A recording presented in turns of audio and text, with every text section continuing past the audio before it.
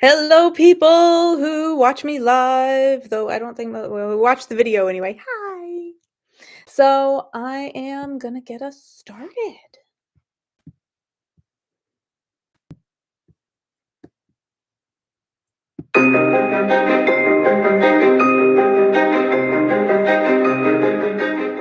Hello. Welcome to episode 32 of I Do What I Want. I am your host, Hollis, and this is January's episode. It's very exciting. Also, happy Martin Luther King Day. Woo! Great holiday. So, yeah, that is what's today is. So, I just a couple of updates before we get into the fourth short story for the power therapy series that was originally developed by Dr. Kobus Vorster. And again, if I am mispronouncing your name, I am so sorry. but, but a couple of announcements first. First announcement is that, of course, I'm still working on the third book in the Rashawn series called Tear in the World. And that is, I'm trying to get it out by summer. Wish me luck. Wish me luck. I'm hoping to definitely by fall. Honestly, maybe shooting for August, September would probably be my sweet spot. So hoping that I can get it out by then. I have made some changes. I am working with a marketing consultant who is absolutely wonderful and has been honestly incredibly clarifying and helpful to me. And if you're an indie author and you want a suggestion, please just DM me and I will be happy to share who I'm working with. But just in case they don't want, just a huge influx of emails and stuff like that, I'll I'll refrain from saying their name, but they are absolutely excellent. And if you're an indie author who's looking for a good marketing consultant, DM me. I will share their name with you, and you can contact them if you so choose. But it's been really really clarifying, and I have decided that at least for this year I will only be focusing on the Rashawn series. I am not going to be releasing any books in the Lost Beacon Chronicles for 2024. The series it will continue, I promise. We are going to find out what happens to Lucretia further down the road and, many books down the road as I planned. But just in an effort to keep me more focused and to really build up my credibility and brand as an author, I think I need to just focus on the Rashawn series right now, which frankly is my most popular series. So I'm going to focus on them for all of 2024. Lost Beacon Chronicles is still happening, but it's on pause at least for a year. Well, I get all of my ducks in a row. I've made some updates to my website, and there will be more updates coming to the website. It's prettier now, so you should go look at it. Very proud. Look at it on desktop. Do me a favor because a lot of the really beautiful backgrounds don't show up on mobile, and that makes me sad. Also, the mobile, I'm still trying to mobile looks fine, except on the banner heading, there's a little text overlay or text crowding, whatever. Uh, and it's not that important, but I'm trying to figure out how to fix that.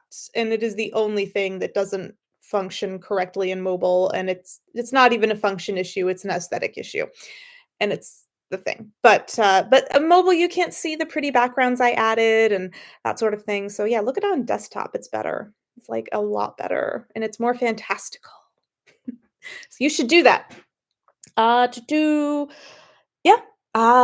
So super brief. So obviously we're listening to episode or the fourth short story. This is the second to last one. I only wrote 5 of these in the power therapy series to begin with. As I've just, for reasons of credibility and things like that. Dr. Voister is the one who developed the power therapy series. He is the one who developed the techniques that these little short stories are illustrating. So anything therapy related, the techniques, which are the titles of each of the short stories, those are all absolutely his his brainchild. Those are his property, and if you're interested in power therapy, I strongly recommend that you can Google it. You could just Google, and I put his name in the little description so you can spell his name correctly and everything else. But yeah, please check it out. It's actually incredibly helpful. He's a wonderful psychologist and a really really kind person. So I would recommend that. Uh, the characters, the world, the storyline, that's all 100% me. And one of the reasons I chose to read these stories on my podcast was because I really enjoyed the storyline and the characters and everything else. And I think that I would like to rewrite these with the power therapy elements removed so that I can, you know, continue continue the story and finish it as I'd like to see. So, what's happened so far? If you want to go back and listen, that's awesome. That's back. The first story started at episode 29, which was released in October, and then episodes 30 and 31 are the other two, in chronological order. And what's happened so far? Very some brief sum up is that we have a Fey woman named Amari who's uh, shy, and there's a prince and a bodyguard, and basically Amari is trying to help her people because the king is trying to push them out of their home. She had this crazy idea to kidnap the prince. So she tries to do that. She gets caught, but then, oop, Prince gets double crossed. His personal bodyguard was not aware of the double cross. They all get kidnapped by double crossing guards, and they get taken to this compound where this evil cult called the Cult of the Fang that worship these crazy, weird, like hyper intelligent and vicious werewolf monsters are are holding them probably to be sacrificed. They do find a way to escape, and they do it by accidentally bringing someone into the dungeon by magical means. And that's a whole thing I'm not going to spoil for you. They get out, and they do manage to escape from the evil Cult of the Fang compound. And now we are picking up with them where they are running away through the forest, trying to find their way to a safe space. And yeah, so with that briefest of sum ups and leaving out so many important details to the storyline, let us jump in. This short story is called the title is called Cat versus Dog and the Unholy Trinity. So that one is, cat versus dog. It is alluding to, conflict. Of course, they're fighting like cats and dogs. So there is that, of course. And the Unholy Trinity, I think you will find to be quite unexpected and also very helpful. And again, both cat versus dog and Unholy Trinity are two of the terms, the techniques that will be explained in the short stories, but they are the techniques from the power therapy series. And yeah, let's jump right in. Let me clear my throat a little bit. Sorry, if I have to clear my throat a little bit more, it is wintertime. I'm slightly sniffly, so please bear with me. I am not a professional narrator. I told you we need to go this way, toward Pike. Why do you insist on leading us back to Tigist? Keist growled through gritted teeth at the small Fey woman. She was passively pushing his buttons and making him angry. They did not want to use torches to avoid detection in the forest while they ran, and since the Fey woman was the only one who could see in the dark, she was leading them. However, she was leading them in the opposite direction that Keist had determined. He felt that he was in charge here and did not appreciate her disobedience. Because we shouldn't go to Pike. We should go back to my village and regroup there, Amari answered in an exasperated tone, as if Keist had worked that out for himself already. Oh, I'm sorry. Okay. In an exasperated tone that as if Kai should have worked that out for himself already. How can you tell which way we're going anyway? She was annoyed that he had realized her plan. She was not a confrontational person and had just decided to do what she wanted instead of communicating that to the other three. The tall, formidable soldier drew himself to his full height and stepped up closer to the short, slender Fey woman. She jutted her chin towards the upwards to meet his eyes and did not back up to show that he did not intimidate her. This annoyed him. I know which way we're going because I just got a look at the stars through a hole in the forest canopy. I don't appreciate being led astray. What makes you think that we should go back to your village? Isn't it crawling with the king's soldiers? The same soldiers who just betrayed us. You should have communicated your thoughts before leading us this deeply into the woods. Truth be told, Amari was usually the type who shrunk away from conflict of any kind, particularly conflict with strange men with big muscles and seemingly permanent brow furrows. But something about Keist provoked her antagonistic side. She honestly didn't even know she possessed an antagonistic side until a few hours ago. She hoped that her time in his company would be brief.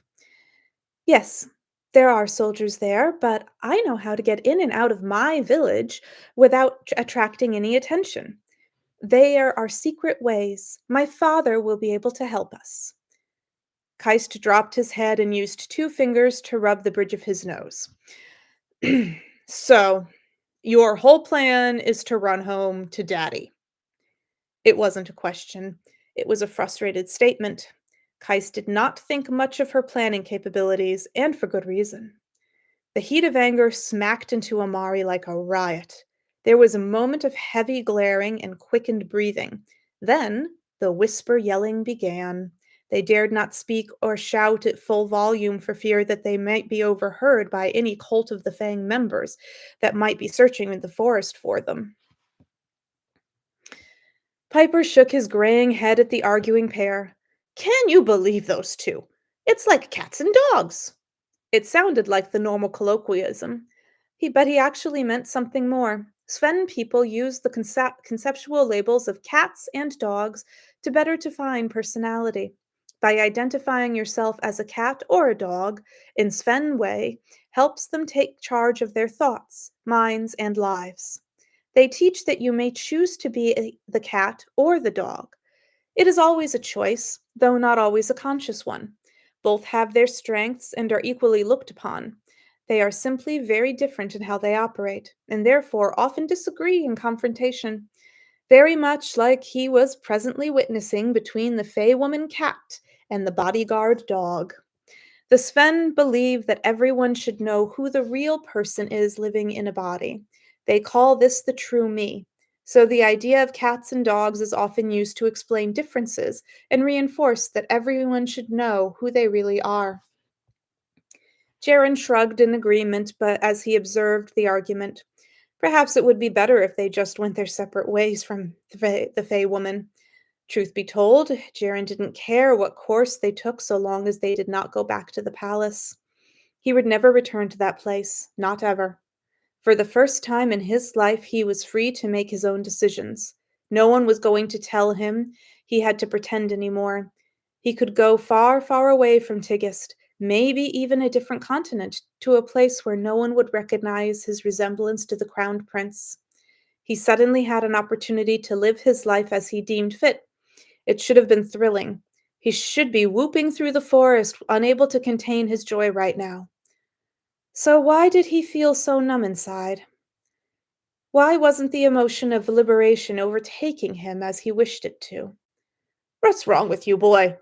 Piper inquired. He was more than a little concerned about Jaren's true me. Jaren was surprised by the pointed question. What do you mean? I'm fine. Just waiting for the two of them to figure out communication. Jaren had grown accustomed to using subtle humor as a defense mechanism, especially when it came to pointed questions. Questions could be very dangerous for him in the past.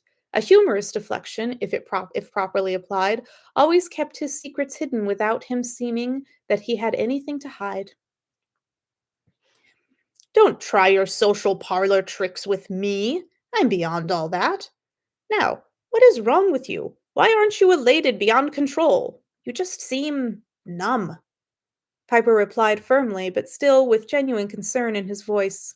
Knowing that this young man had been a prisoner his entire life and was now suddenly free should have yielded a different reaction. I suppose I'm still processing everything. We did just escape, you know. Poppycock! You're still suffering through your misery. Piper crossed his arms over his chest and set the young man with a hard look. He may not be able to clearly make out the forest around him in all the dark, but he could see Jaren's face well enough to know the young man was depressed and just accustomed to operating within that emotion. What? Jaren was taken aback. He knew he was depressed. He had always felt justified in his depression. But this insightful stranger was taking a lot of conversational liberties with him. They may have met in a very odd and personal fashion, but they were still strangers. Piper cocked a salt and pepper eyebrow and fixed his emerald eyes on Jaren with a knowing look. He may be overstepping some perceived social boundaries, but the extreme circumstances caused him to be more focused on solving problems where he saw them. Politeness be damned. Because this young man could very well be his long lost nephew, very likely was, in fact, Piper felt a familial duty toward him. I believe you are in the grips of the unholy Trinity, Piper stated plainly. The whisper yelling continued and possibly escalated a few feet away. It was beginning to feel like white background noise to their conversation. The what? I don't understand what you're talking about, Jaren admitted with a confused interest. Suffering, misery, and wallowing. Piper held up his hand in a balled fist and straightened a finger for each word as he spoke it. You're drowning in all three of them, and have been for many years, I'd wager. We call it the unholy trinity among the Sven. We have special emotional capabilities, but that also can make us more sensitive and susceptible to negativity. By the looks of you, you've been exercising your ability to compartmentalize these feelings and function for your whole life. But you need to learn how to do better than that for yourself. You need to learn how to block them out completely. Well, of course, I've been depressed my whole life. I'm a perpetual prisoner. I had to accept my existence and survive within those confines. It's fortunate that I have been able to accept and compartmentalize my emotions so that I could survive without going crazy.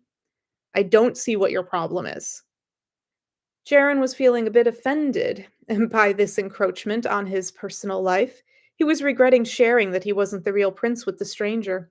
Something about him just felt so safe. This man had an energy that Jaren trusted without question. He did not understand why, but he was beginning to question his own instincts. Piper held up his hands in disarmament. I'm not trying to rile you. I'm trying to get through to you and help you.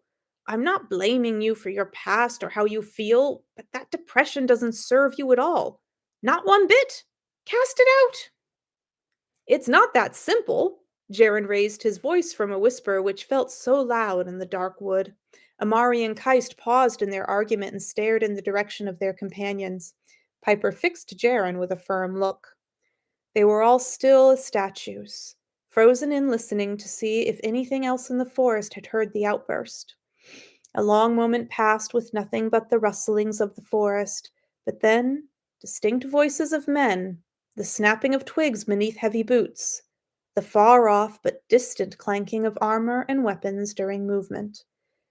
Into the trees!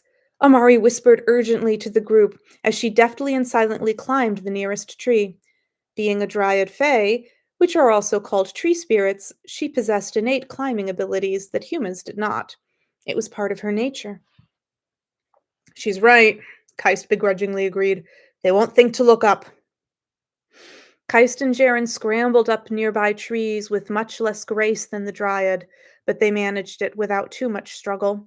Piper, unfortunately, was not so adept at physical activities. He struggled for a foothold and fell with a muffled hump back to the ground. The sounds of the men approaching were getting closer. Jaren hooked his legs on a sturdy-looking branch and swung his arms down. "Piper, here!" Piper gladly grabbed onto Jaren's forearms and used his feet to help propel him up the tree while the young man pulled him upward. Seconds after Piper securely sat on a branch, torchlight illuminated the area, and some very angry-looking Cult of the Fang members gathered beneath the trees they all hid in. "I swear the voice came from this direction," one of the cult members stated as he suspiciously looked around the area. Those hiding in the trees collectively held their breaths and dared not twitch a single muscle. "They probably heard us coming and ran," said another who looked as if he may be the one in charge of the search party. "We need to figure out where they are most likely to go and make our way there. Tracking in the darkness is useless. Besides, the Fey woman must be a witch or something of the like. There is no way they could have escaped without the aid of magic." "The prince knows it was his own father that betrayed him," another guard mentioned.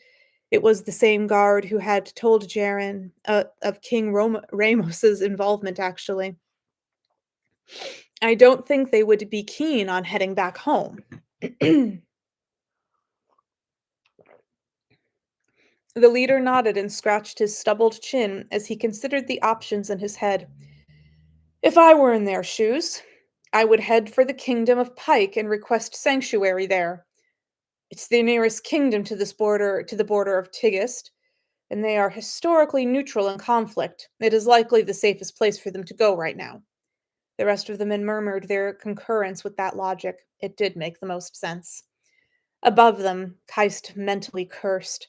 That was exactly his logic for wanting to go to Pike. Now, they couldn't go there, which meant that the Fey woman essentially just won the argument. He only allowed it to pester him for a second. No point in dwelling on petty feelings. They would go with her to her village and hope for the best. It wasn't that bad a plan, he supposed. "But sir, doesn't it seem that they are headed deeper into Tigist with the trail that they are taking tonight?" another guard asked.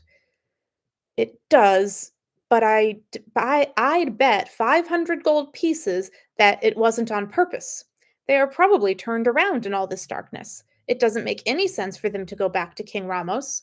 Besides, if they do, the good king will simply turn them all back over to us again. He is completely loyal to the cause of the Volcar now, and is desperate to prove himself." The others all nodded in agreement. The guards regrouped and began heading in the direction of the border of Pike and Tigist. They all stayed in the trees until the torchlights could no longer be seen and no sound of them remained in the distance. The four refugees slowly came down from their hiding places and gathered together in the darkness. "If we keep moving, we can make it to my village before dawn," Amari stated. She had come to the same conclusion as Keist about the winner of their argument, but she chose not to gloat over it. Keist did have excellent reasoning and a good plan. It was just happenstance that her plan happened to be the better choice in these circumstances. Both viewpoints had merit, and she did not wish to make him feel less than just because she was getting her way. Keist nodded curtly in affirmation. "Lead the way." The rest of the journey through the night went smoothly. They did indeed make it back to the Fey village just before the hump of the sun began peering out on the horizon. Amari led them in through the thick underbrush on the side of the village, opposite the main entrance gate. The soldiers occupying the village were not there to protect the Fey that lived there, but to keep an eye on them for controlling purposes. Therefore, they were not patrolling around the borders, nor making any efforts to keep people out of the village. It was easy to get in without being detected. Then Amari took them on a familiar path home through the sleepy streets. Residents and soldiers alike would not be awakening for at least another 20 minutes, plenty of time to get home safely. When Amari opened the door to the old redwood tree that was her home, she was surprised to find her father sitting at the table with dark circles under his eyes, looking disheveled. At first, Aaron did not even notice that there were three strange men that entered his home along with his daughter. He could only see that his baby girl was alive and she was home. The big man stood abruptly, rushed to his daughter, and squeezed her into a tight embrace as he whispered her name. Amari matched his squeeze with all her might as she whispered, "I'm sorry, Papa." Tears of relief welled up in her father and daughter's eyes as they held on to each other for a long moment. Jaron suppressed a lump rising in his throat as he saw how much love was displayed between parent and child. It was selfish, perhaps, but he couldn't help but think that he had never and would never be able to experience those emotions at all. He would never experience the love of a parent. It made him horribly sad. In that moment, he felt a gentle hand squeeze his arm. "I know it hurts, but don't wallow in it. That only makes it hurt more. I can show you our ways to process these past events. You can and will beat the unholy trinity of misery, suffering, and wallowing that has been affecting your mood your whole life. It's not your fault that you never knew the love of your father. You have to forgive yourself for that. Relieve yourself of that burden," Piper's kind voice whispered. Jaron swallowed down the lump in his throat and gave him a grateful nod. It wasn't his fault. He shouldn't blame himself for it. Keist overheard the exchange and looked at the prince and Piper suspiciously. What did this stranger know of the prince's life? There was much to resolve. After their embrace, Aaron was, of course, very anxious as for many reasons, very anxious for many answers. Where had his daughter been for an entire day and night? Who were these strangers in his home? Why were they all here now? All of these questions were answered in short order. Aaron was horrified to learn of their capture by the cult of the Fang, and that they were now searching for them. He was further shocked to learn that the crowned prince was standing in his kitchen, along with the royal guard. It was all very overwhelming. After about an hour of relating the events of the night over a freshly cooked breakfast of roasted sweet potatoes, nuts, and cranberries, almost everyone present still had one lingering question. "Who are you and how did you manage to appear from nowhere?" Aaron inquired of the middle-aged man with bright green eyes. His tone did not accuse in any way, it was simply a question. Piper sighed. "My name is Melvin Piper, but please call me Piper. Never liked the Melvin part much. Anyway, I am a member of the Sven. We are a group of humans with a common inherited ability to travel through dreams. We usually cannot physically manifest outside of those dreams, or rather, what we call the flux Sven. But in cases of extreme emotional distress, it is possible for one Sven to pull another through the flux Sven and into their waking space. That is what happened to me. Jaren is also Sven. He pulled me through into that dungeon when he made a physical contact with me within the flux Sven. Now I am here." "Wow," whispered Amari. She had no idea such people existed. "That's uncanny," Keist commented. He too had no idea of any such people existed, though he was immediately grateful that they did. The three of them would still be rotting in that dungeon, waiting to be sacrificed if it weren't for Piper and the abilities of the Sven. Aaron nodded with impressed approval. "I have heard legend of your people from the village elders. I never thought I would ever encounter one, let alone two, in my entire lifetime. I cannot begin to express my gratitude for your abilities, intentional or not." He reached over and squeezed his daughter's slender hand with his large one. "Amari is all I have left." There was a quiet pause of appreciation about the small table. "You said it's an inherited trait."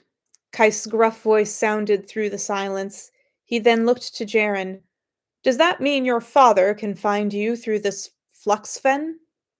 Jaren swallowed hard, not ready to disclose that he isn't the real prince, but also wanting to assure everyone that they were not in danger of being tracked that way by the king. Keist watched his hesitation began to open his mouth again, but Piper interjected before he had the chance.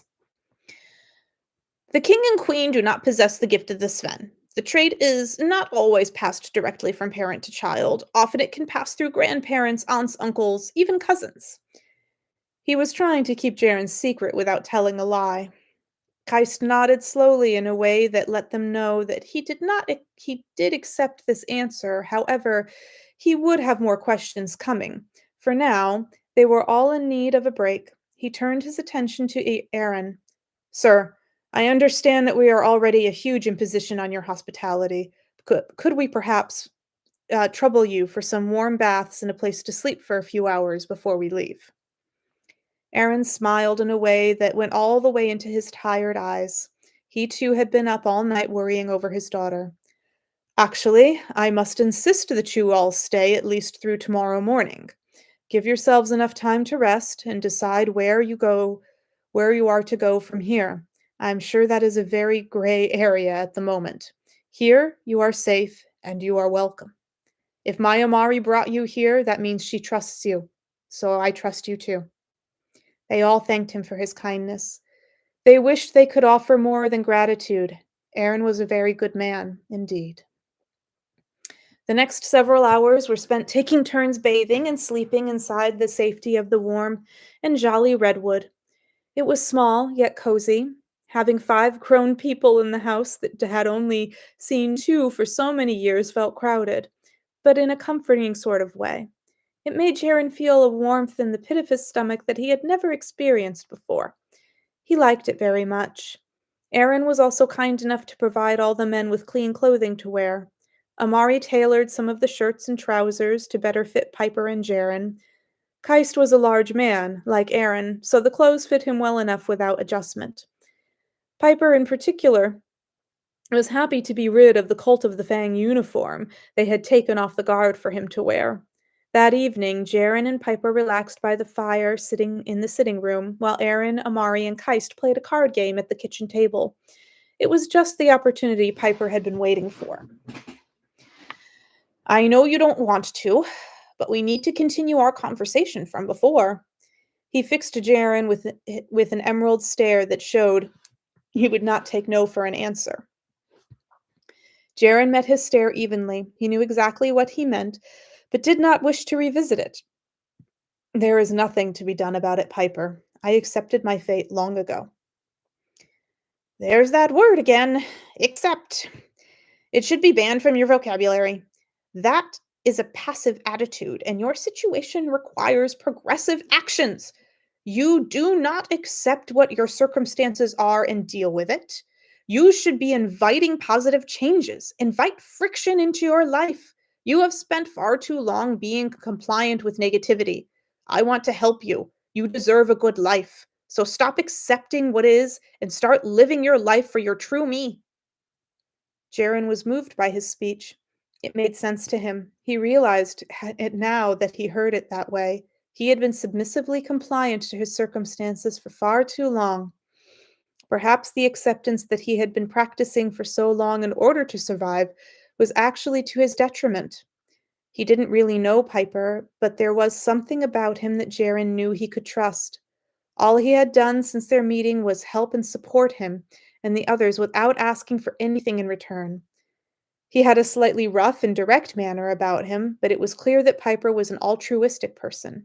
Still, Jaron felt a complete loss for how to readjust his thinking. He had so many questions for this seemingly enlightened man sitting across from him. Okay, you're right, I get that. Though, how am I supposed to change anything about it? I only know one way to exist. Also, I have so many questions about the Sven. I want to understand how to properly use it. I need to know the rules and how to keep from dragging others into unfortunate situations. I'm very sorry I've brought you into this mess. Jaron leaned forward earnestly with his hands clasped under his chin as he spoke. He truly was sorry for Piper's predicament. He was eternally grateful for his help, but now that this man was far away from his home and family, it must be very hard for him. Don't be sorry, boy. I think that perhaps the universe meant for me to come to you. It would have been nice to have some notice about it, but here we are now. No sense in dwelling on things that cannot be changed. Piper reached over and patted Jaren's knee comfortingly. Now, since you're open to it, let me help you with some of those questions you have. You can absolutely change, but you need to be willing to invite it into your life. It will be fast. It will not be fast, nor will it be easy, but you are more than capable. Believe in your own powers of perseverance. All things are possible through yourself. Piper paused briefly to allow his words to settle between them. The flux, Swen, is something you can already control. You just don't understand it yet. The key to it is the complete harmony in your subconscious. That is everything. Harmonizing your subconscious is the crux of your existence, not the flux Sven. So, we first must focus on getting you out of that unholy trinity that you've been sulking in and you to forgive yourself. Forgive your true me. Your true me is blameless in everything. You should protect your true me at all costs. It is the key to your own harmony. Once you are able to forgive and release that negativity, you will be free of the unholy trinity, which should be avoided at all costs for the rest of your life. It is a waste of time and energy to dwell on it. It doesn't serve you. Your true me deserves better, and you know it. You deserve your own forgiveness. Jaren shook his head, feeling confused. He comprehended the words and what they meant, but he was struggling with the how. He was struggling with the change of it all. I don't fully understand. I mean, I understand, but I don't think I'm grasping exactly what you mean. I certainly don't know how you expect me to overcome everything and this unholy trinity. Piper looked upon him with a kind patience in his eyes, like a teacher looking at a stumped student. That's why I'm here. We obviously were thrown together for a reason. I will teach you our ways in order for you to start taking control of your thoughts, mind, and life. You possess the magic of the Sven. You just have to learn to use it. He paused and looked for a sign of acceptance from the young man. He didn't want to rush him unnecessarily. Slowly, Jaren gave an astute nod. He wanted to know more. Piper relaxed and gave a smile of determination. The lessons started now. Firstly, let's talk about the issue of your past and lack of love from those who raised you. Every time this thought enters your consciousness, you have to follow these steps in this exact order. So pay attention, boy. He paused again for effect before proceeding. The first step is to forgive yourself. Do it unconditionally, without question, and with impunity. You have that power, and there is nothing anyone can do about it. You don't need anyone else to forgive you. Receiving or not receiving forgiveness from others makes no difference at all. Understood? Your true me is the only one that you need to concern yourself with. Jaren blinked as if in realization and made a little humph sound. He had never thought of it like that before. The second step is to consider the event. Consider if you can change what happened. If you can, if you cannot, then you have to invite this reality. It is what it is. However, you can change the event. Consider if you want to change it. It might not be worth changing at all, or hell, it might even make matters worse. Either way, invite the new reality. Don't accept it, invite it. Accept is banned, remember? This is this has to be your final decision on this matter, forever. Get it? Piper paused again, not wanting to overwhelm him. Jaren nodded for him to continue, so he did. Finally, this event will come back to you as a thought at some point. Of course it will. We are not trying to forget these things. We are inviting our true me to process them differently. So expect the thoughts to come. The only thing you can't control here is when the thought happens. Piper shifted to lean forward more as he spoke. This was important. So, since you have already accomplished the first two steps, when that thought happens, skip steps 1 and 2 in order to take the thought about the event straight to the final decision, like a reflex. He snapped his fingers for effect. That quick! The two men held eye contact for a few seconds.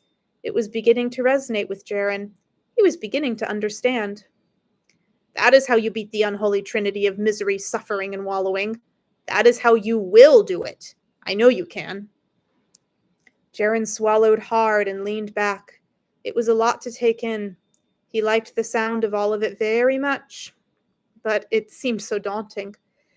It was so far away from anything he had ever known. He wanted to forgive himself. He wanted to feel the peace of having a harmonized subconscious.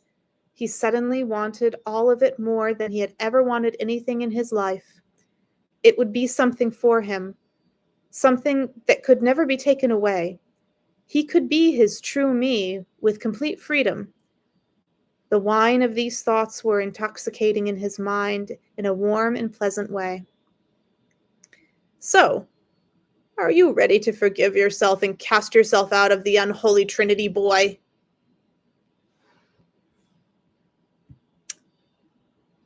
Here ends the fourth short story.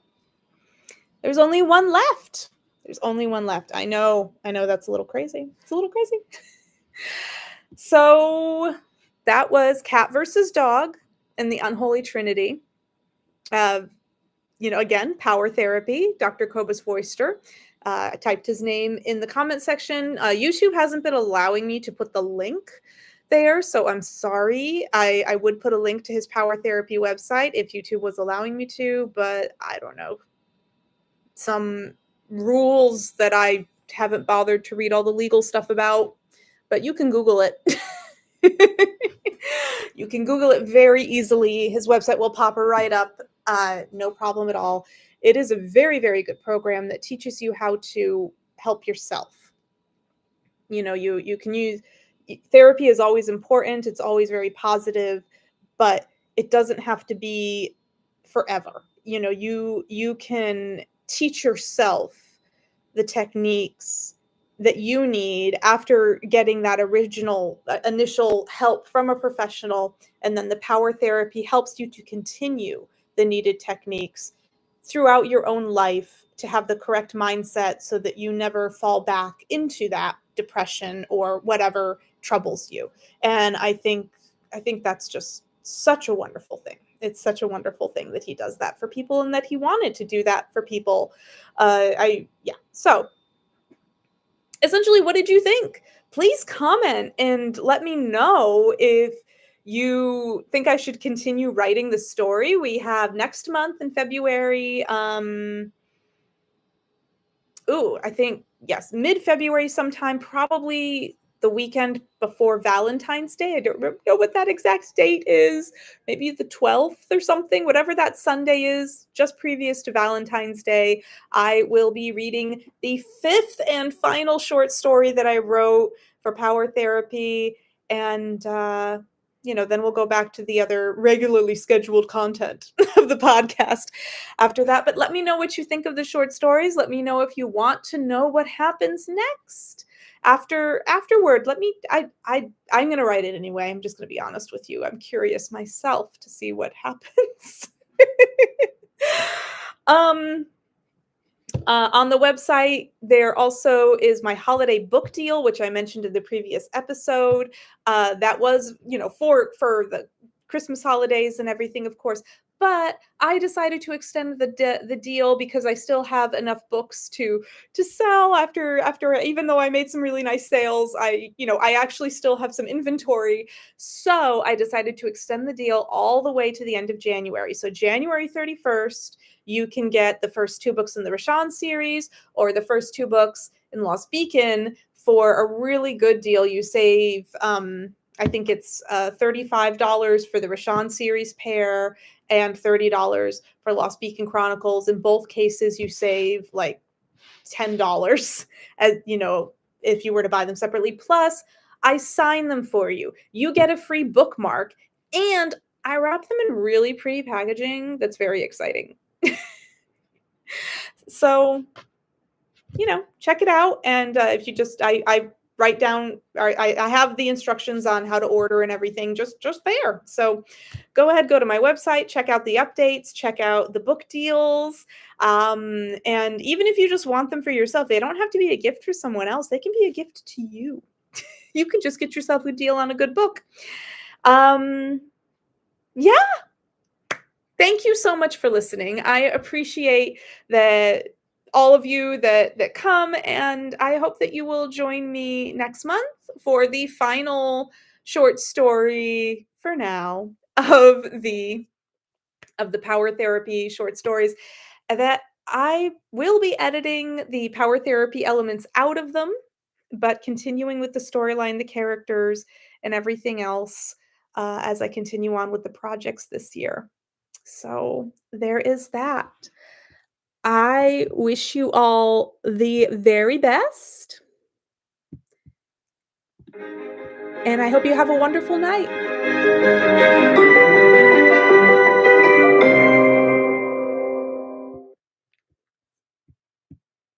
Have a great night.